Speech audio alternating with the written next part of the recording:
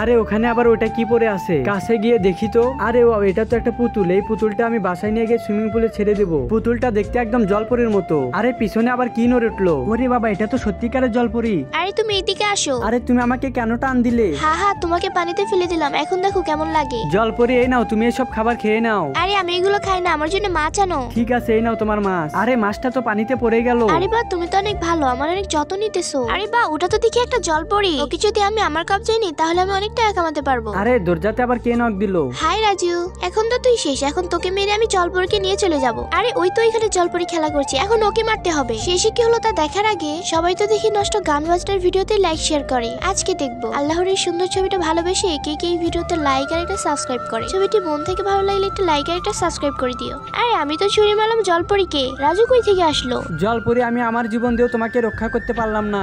আরে শয়তান মহিলা, তুই রাজুকে মেরেছিস, তোকে এখন আমি শেষ করে দেবো। এই তো এই হিরেটা এখন রাজুকে খাইয়ে দিই, তাহলে ও ঠিক হয়ে যাবে।